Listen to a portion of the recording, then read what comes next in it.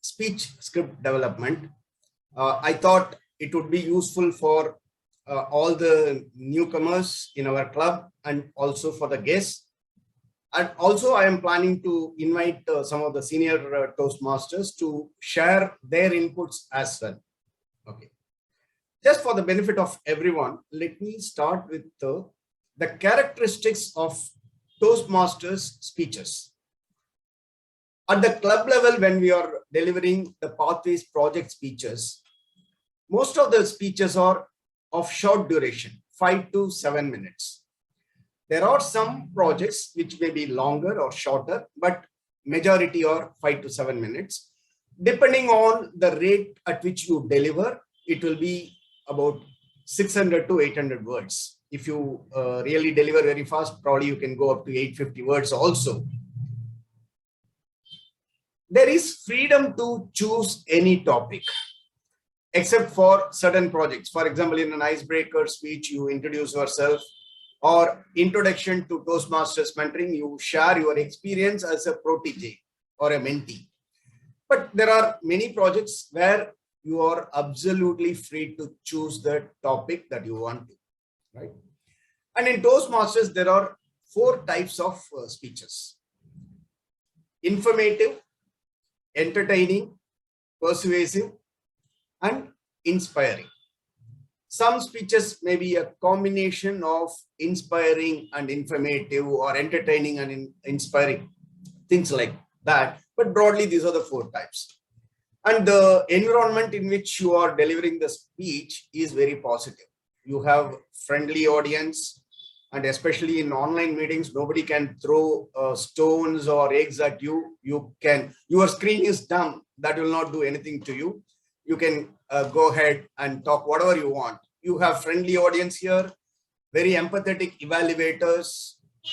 It is like even if you don't do well, evaluators will encourage you. Even if they want to point out some certain recommendations, they will do it in a positive and constructive way. That is how evaluators are. And it is okay to make mistakes in your club level speeches. And the idea is to fail often and fail fast. That is the way to go forward and improve your speaking skills. Primary objective is to improve your speaking skills, develop confidence, all that. Content is also important, but not to that extent, at least in the initial speeches. Okay. Now, let's see how we can go ahead with a speech development. Yeah. Any Toastmaster speech, we recommend 3 segments. An opening, very short opening. Then there is a body or the core message that you have, and then closing. The opening is to attract the audience attention. You can start with a wonderful quote or a question asking people, or you singers, or you sports people, or are you chess players, things like that. You can ask question, or you can make a startling statement or shocking statement. You can say 2,55,423 people die in road accident every year in India. Something like that you can start opening so that it attracts audience attention. Then when it comes to the body of the message, body of the speech, you have main point, that is a core message. Whenever you are deciding the speech topic, you should be able to talk about it in a couple of lines. When you want to discuss with your mentor asks, hey, when are you giving the speech next? What is the speech you are going to give about? You have to say in 1 or 2 lines what your core message or speech is about. You can say, I am going to talk about global warming or climate change, or I am going to talk about some funny thing that happened in my life, things like that, 1 or 2 lines. And there should be some sub points.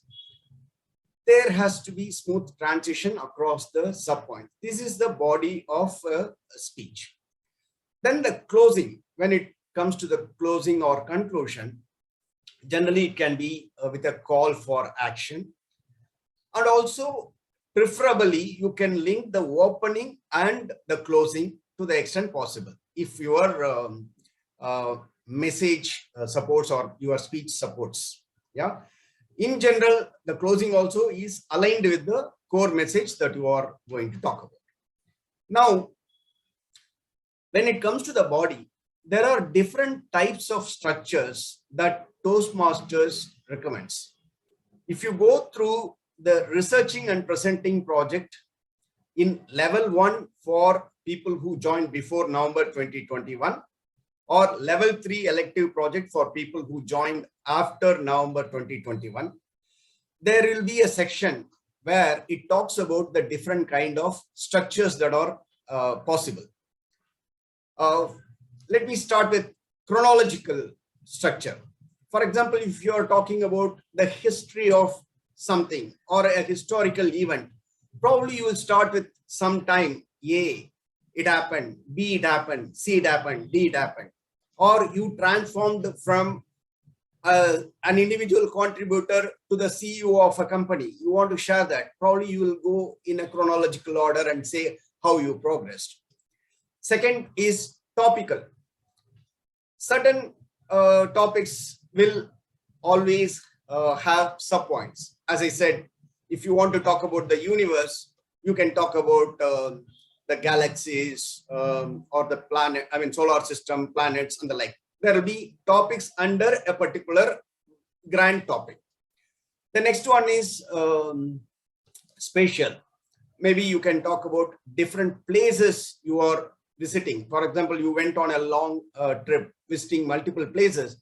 You can talk about, I went there, I did this there, and I went to place B, place C, things like that. Then causal. Causal is you are talking about cause and effect. Okay, today many of us are using too many automobiles and that is causing pollution. There is a cause and effect. You can talk about that. In such topics, if you are choosing, that will be the structure you will be doing.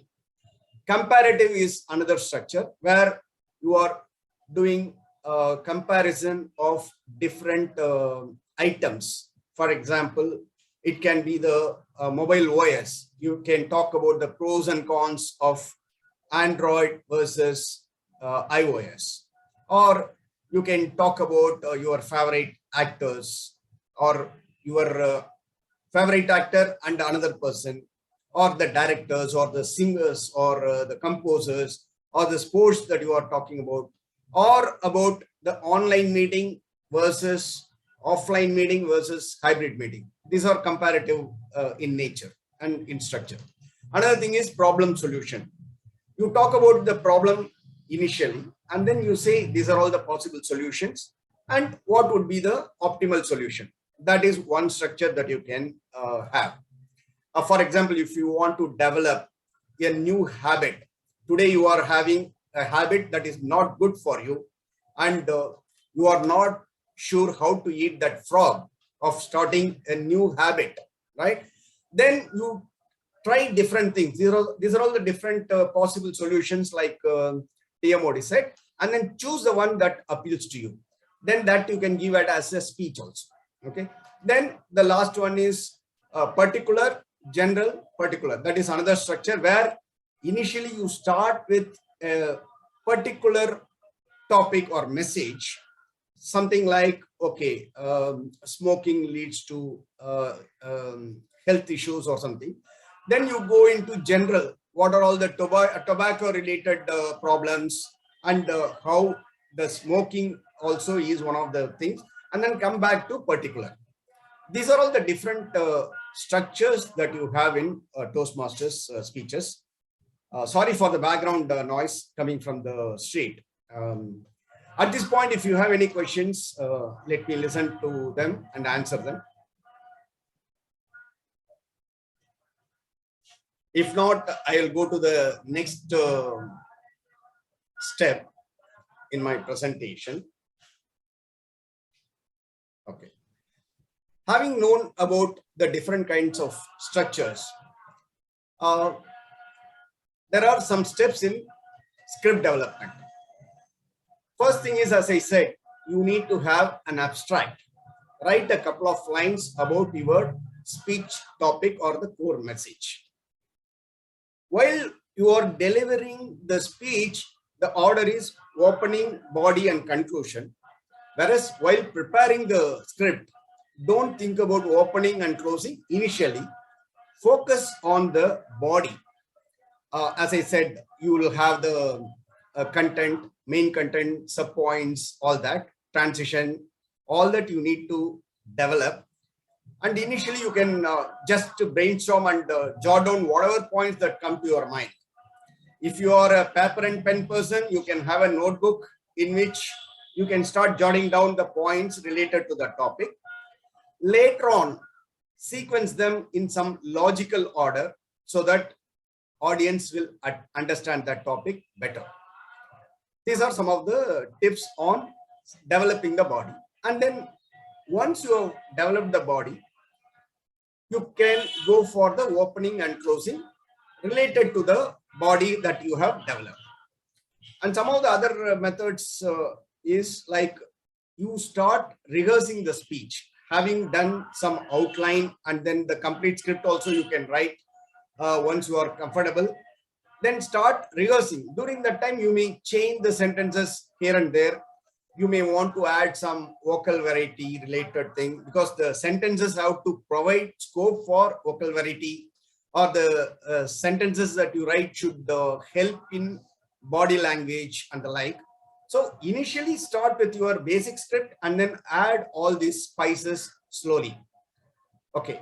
Then there are some tools that I want to talk about which can help you in coming up with thoughts on how to develop a topic. The 5 wives and 1 husband is the one method. You know what is 5 wives and 1 husband. I am not suggesting polygamy here. 5 W's are like who, when, what, where, and why. H is the how. So if you are going to talk about your trip to some place, North India tour you had gone on, and if you want to talk about it, then who all went, where all you went, when did you go, why did you go, and then how did you plan for the trip, all that. Remember, it has to be within the 5 to 7 minutes, right? There are other techniques like ask why or so what 5 times. Anything, even during discussions, you can ask somebody, I want to go for a trip. Then you can say why you want to go. I'm under stress, a lot of commitments, office work is too much, I want to go. Why do you have too much of office work? Are you not able to say no to your boss? Things like that. This is how you can develop your script or message.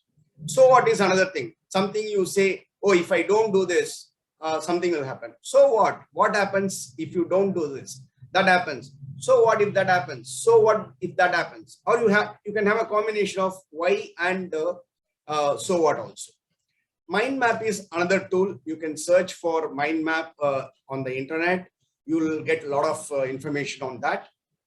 Mind map is having a broad topic and then having different branches related to that core message. Then you can develop that. And also you can think of adding anecdotes based on the speech types. If you are going to have a humorous speech, think of experiences that add to the humorous speech, things that happened in your life or the incident that you are going to explain in a humorous way to people, that you can add as anecdote. Or if you are going to talk about an inspiring speech, if your speech is inspiring, then talk about great leaders who did very inspiring things. Narrate an incident. For example, Mahatma Gandhi was kicked out of a train in South Africa. That you can add it as an anecdote if you are going to talk about self-respect as your main topic. Like this, try to add anecdotes based on the speech type and your core message. At this point, do you have any questions? Okay. I seem to be a very good teacher, and there are no questions here. Everyone has understood very nicely. Still, I would like to invite 2 or 3 more senior Toastmasters on sharing their experiences or additional inputs for 2 to 3 minutes. First, let me invite distinguished Toastmaster Mathur Sridhar.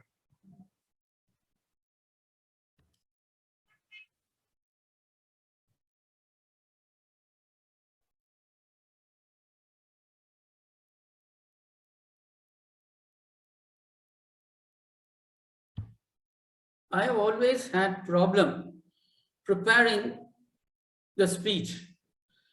The point was, whenever I start writing the speech, it sounded like as if I'm writing for the person to read it. When you write, it is meant for reading. You write a book and that book is meant for reading. You write an article and that article is meant for reading. And so this somehow got into my mind, and I did not figure out as to how I should write for the purpose of speaking. So I thought the best thing for me to do is speak and then write. Speak and find out whether what you speak will connect with the audience. Speak and find out whether the ideas that you're expressing is reaching the audience, or is it appealing to you, and then put it down. Because the technique of speaking and the technique of writing are two different things. They are not the same. What is wonderful on paper to be read is not really a good speech. But what is a good speech is something that you need to deliver. And the components of a good speech, people say, is only 7% words. 93% represents body language and vocal variety. 38% people say is vocal variety, and 55% is body language. And so when giving a speech, should I concentrate on the words which represent only 7% and ignore the 93%? This has always been a challenge for me. But you should have something to speak, and therefore you should have some ideas, some words must be there. But how can you make the 7% into 100%? How can you make the 7% go into that 93% of vocal variety and body language?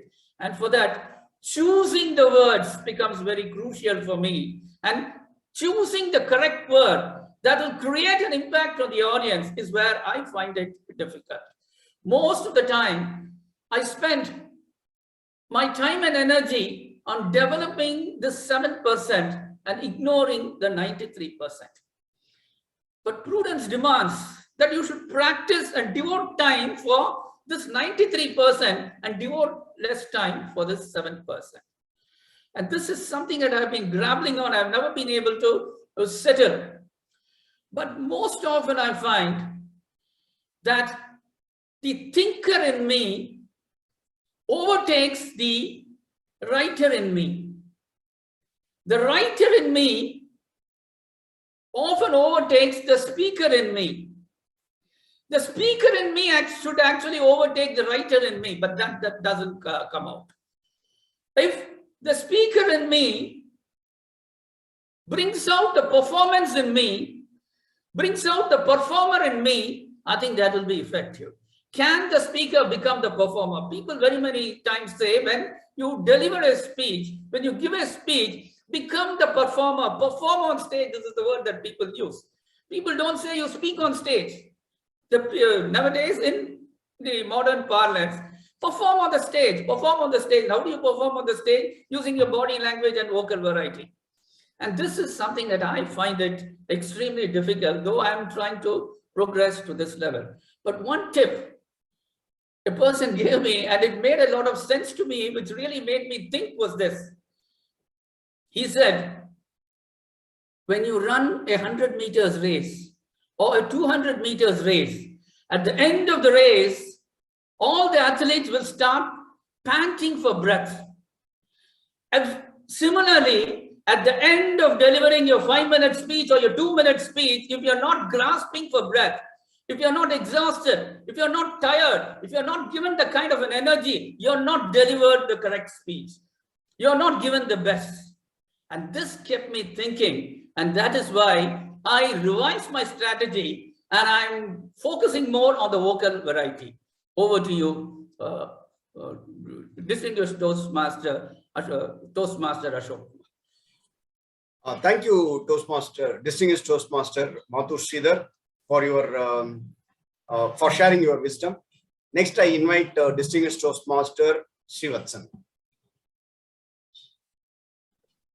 Good evening, all. I also had DTM Sridhar's problem. I would come back to that, but I had a problem of too much content. I would put in my script, no, I want to say this also. No, I want to say this particular line also. No, in that incident, this also happened. See, there are the script the wording should be so concise. You don't need to really go into each and every detail of that particular incident or that particular whatever had happened to you. The gist should be there, but still, when you describe the gist, it should, as if it should be that I was in that particular place. So when it comes to the number of words, I agree that it should not be more than 800 words. As my mentor told DTM Mathur Sridhar, you can correct me if I'm wrong. A person normally talks in 100 to 125 words per minute.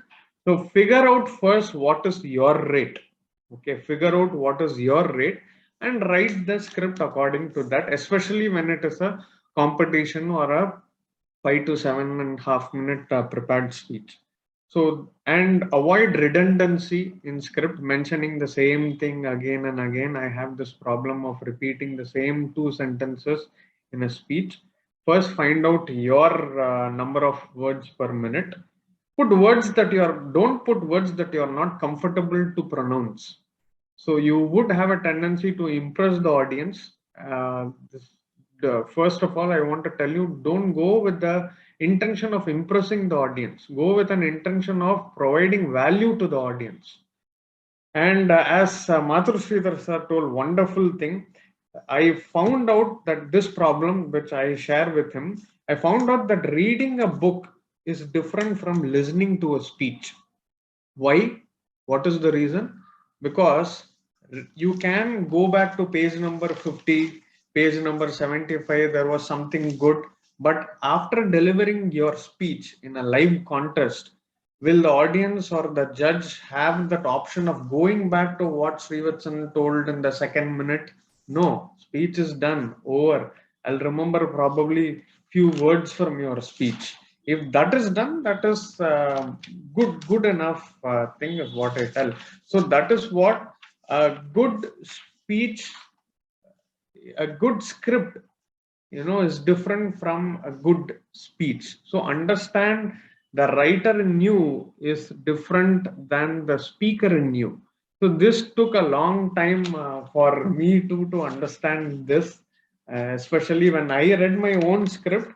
I thought, wow, what a brilliant script. Why I did not win. But when I heard my speech, I had put in too much plots and subplots, which people cannot. We have a very thin, memory of any speech. Other thing that I want to tell, 2 other things.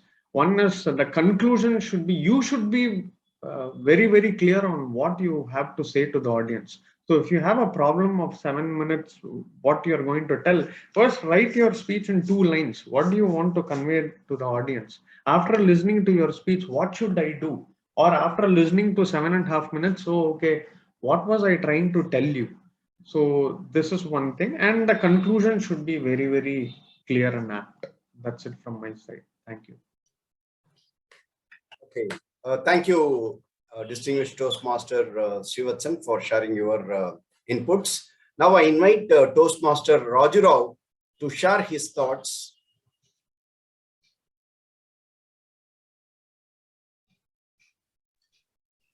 Yeah, thank you very much for this opportunity. So I'm going to talk a little bit about the challenges which normally people feel either while preparing a script or speaking. So just like DTM Mathur Sridhar or Srivatsan mentioned, they mentioned very good points related to the fact that the writing is not the same as speaking, which is very much valid. So let me just take the scenario of try to understand where you come from. As a speaker, as a Toastmaster, what is your background? Have you learned English in a formal way in English medium school? Or have you come from a Tamil medium school or a different language school? How do you learn English? There's a difference, you know. How do you really think in English or you think in another language? All these are very important for us to understand. So what happens when, as it is, when we make a speech in school also, we were never good. Most of us are never good in writing essays. So the writing has been a bugbear for many of us. At least for me, it has definitely been a bugbear. Okay. So writing may not translate to speaking. So what is the way out? What is the solution? I mean, just telling you, getting into the nuts and bolts of the thing is, first of all, if you're not able to write properly, let's say somebody is having difficulty in writing English because they are not used to writing in English, right? If you ask them to write in Tamil, they may be able to write. If they're not used to it, then just note down the points that you have to talk. DTM Ashok Kumar spoke about the opening, body, closing, all this. Write down points. And then try to translate that in terms of speaking. Practice your speech, you know. That way you'll be able to do it and you'll have more confidence speaking. And remember, never try looking at perfection right from the beginning. This applies a lot to experienced people. A lot to experienced people, because the minute they come to speed, they say, okay, I must do the best here. Toastmaster is a system for learning. Toastmaster is a place where you can hone your craft. Here you want to fail fast and learn. So the more you fail, the more you do, you learn. So don't ever think about saying that I must do a best speech in the world. No. Let you try 20 times, 30 times, 40 times, 50 times.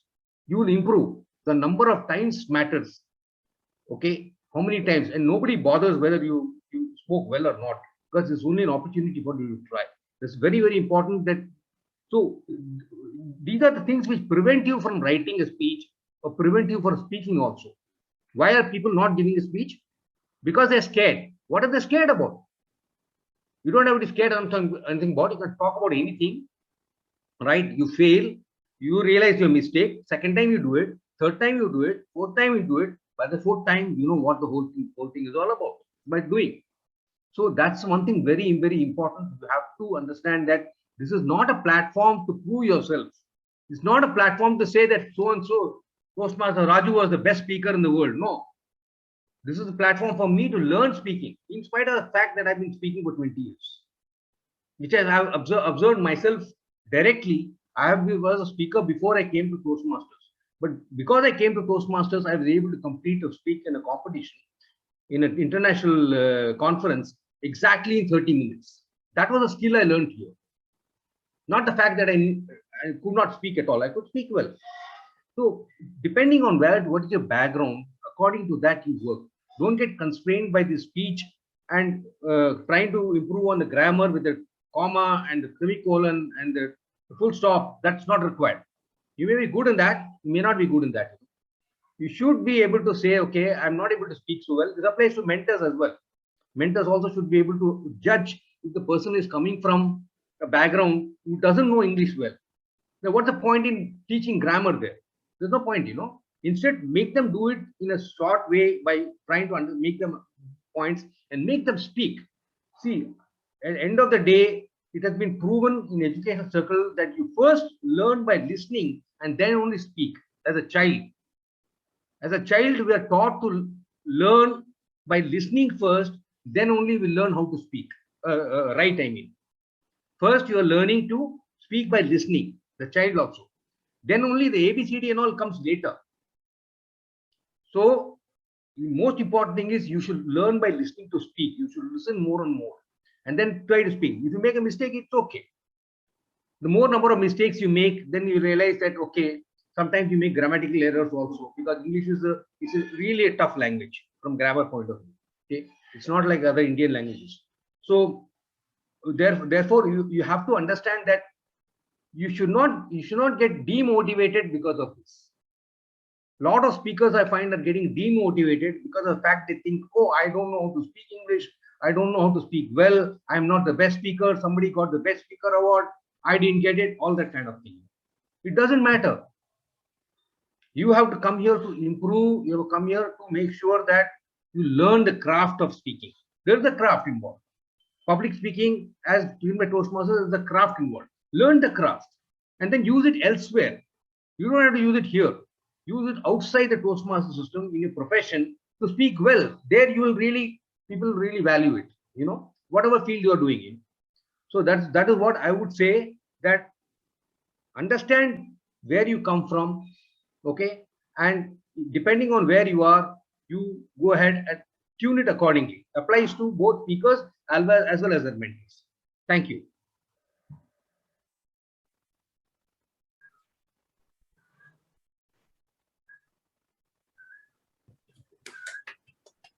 Thank you, Toastmaster Raju, for sharing your inputs. Now, in conclusion, I would like to say, develop as many speeches as possible, give as many speeches as possible, make mistakes, it's okay. Even if you don't follow any of these structures, it's okay, because it may take a long time to get into that mode of writing a perfect speech. But then to reach that level of perfection, you need to have some level of practice, as others said. Keep practicing, keep writing, keep delivering speeches. You will be good to go. With this, I give the control back to Toastmaster of the day, Toastmaster Divya. Thank you, DTM Ashok Kumar. That was quite insightful. Your prowess is your passion, your dedication, and your consistency. And practical wisdom from Mathur Sridhar, Srivatsan, and Raju. It was quite eye-opening for me. I hope for others also. Now it's time for